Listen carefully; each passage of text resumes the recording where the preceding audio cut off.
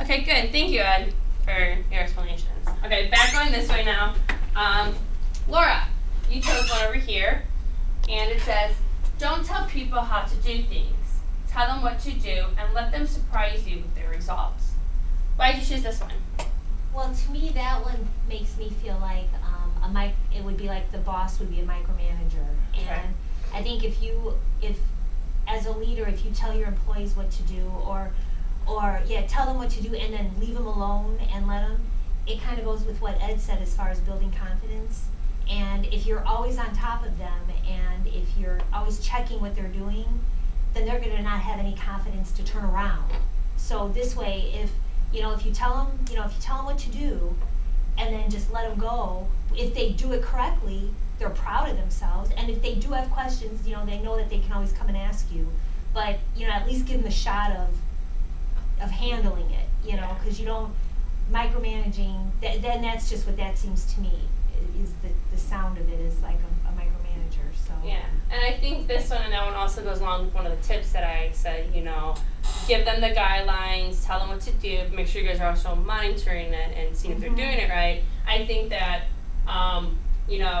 you're telling them what to do, but you're also going to let them surprise you. You want to see if they're doing it correctly, and if they have questions for you, there's the open door policy to where they can come ask you. But I think after you give somebody a task and you see what they can do with it, it tells you as a manager, all right, yeah, I did a good job hiring this person. What? They know what they're doing. This is good, but also gives them the confidence of hey, I got that one done. What's the next project? What can I do next? Well, and it's true because like with Karen sometimes, I'll do something and I'll go in her office and I'll say, I made an executive decision. And it was just something that I did without checking with her, but knowing that, if I did screw up, we'd fix it, but if I didn't screw up, then I made that executive decision, and so I think that, that makes a difference. Yeah. I think that also helps because you have trust with each other, and that trust that they're going to do it, and they know that you trust them to do it. Yeah. And I think trust is very important with any type of relationship with employees, supervisors. Agreed.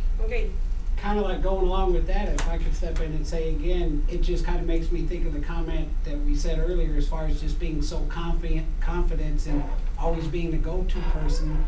I can tell you sometimes it's a matter of I'm with an employee and they come to me because I'm always like Mr. Fix-It or the confident one.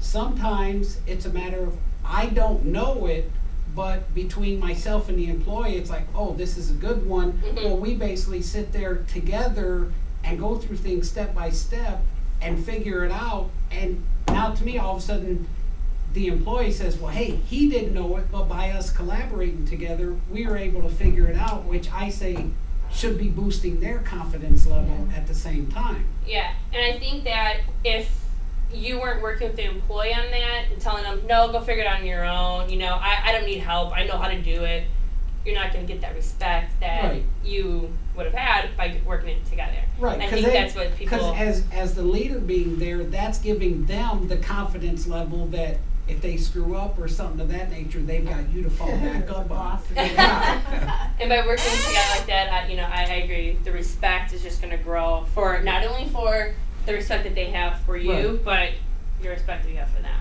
Right. So I agree. All right, let's see. Over here, last one. Kathy, we have a leader is one who knows the way, goes the way, and shows the way. Why did you choose that one? Well, it's just leaders should lead by example, walk the talk. So it goes back to what Karen was saying with her. Yeah. Leader leads by example, whether he tends to or not. If they exude the behaviors and share the goals of the organization, their employees will see that and they'll do the same. Yeah, I like that. Yeah, and also with what Karen said, it's a walk the talk. It's you're saying this, but you're doing this. And you're teaching us to do this. They're totally different things. They should be able to flow together and keep it going together. Good. All right. Any final comments or anything about any other of the quotes that you guys saw on the wall, or just about anything else you guys thought about the presentation? Having quotes, these kind of quotes show not only what a good leader should do and what a good leader is, but it shows how a leader keeps respect of employees. You know, you can't be talking down on your employees. You know, you can't be a bully. You know, tough love is a different thing, or being tough on them is different. You know, but don't be forceful with them, because being forceful and using coercion, you're going to lose your respect to your employees. And if you lose your respect to your employees, you know, you saw the downfall of what happens with the organization. So, any other final closing comments or anything? Well, I like that one too. The most important thing with communication is to hear what's not being said, because that's also body language. You look at how your organization is. If it's starting to fail, you wonder why. You know, you don't think anything has changed. But I like that. I like that one too. So I would have put my name on that. You would have just picked all of them. That would have been great if I changed that. But she's right on that, because we exhibited something like that where we had some issues, and it was like no one had to say anything to me. I could just be around them, and I could tell we're in trouble. Yeah. And that there's a problem here. We got a bomb that's going to explode. We need to look into this, because you could just tell from the tension of what was taking place that we had to do something. Yeah. And no one had to say anything. You just got the feeling, and just the way people were not talking, but you know, acting. Yeah. And that the nonverbals were very big. Yeah. Very That's big. why I added that nonverbal, because I think that nonverbal cues and nonverbal communication is a big, you know, it's a big way to communicate with people, and especially with employees. And I think bosses and managers can really see the nonverbal more with their employees if there is no respect there, because they're not going to hear them talking to them, they're going to see it instead. So, okay, good. Hopefully, thank you guys again for coming to this training session.